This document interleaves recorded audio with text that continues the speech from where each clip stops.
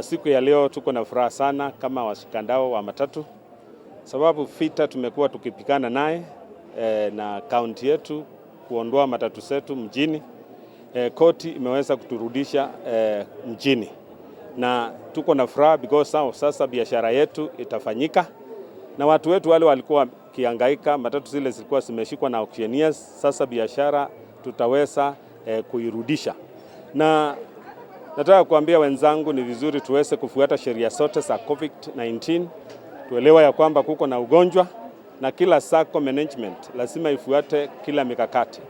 Hakika siku ya leo tuko na furaha tele tele ya kwamba koti ya Nakuru imeweza kupatiana watu wa matatu ruhusa waweze kurejea katikati ya mji wa Nakuru. Na kama vile ambavyo mnavyoona matatu tayari zimerejea hapa, wasafiri wamefurahi, sisi kama wachuuzi tumefurahi kwa sababu hata biashara imeanza kuinuka. Kipindi cha miezi 7 tumeteseka, wengine wetu wameweza kuenda hospitalini kwa sababu ya mambo ya akili, kuna wengine wamechotwa mizigo yao, kuna wengine walifunga biashara, ndoa zingine ziliweza kuvunjika. Kwa hivyo siku ya leo tunafurahi.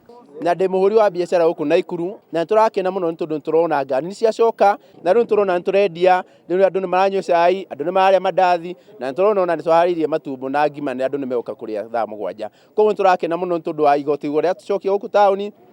No twe tauni ni turahota kuriha mbeca icio irihagwo cia kanjo ciringi 2,000 o ngari. Thaici ri atumia menda gicai ri niguo turanyua cai.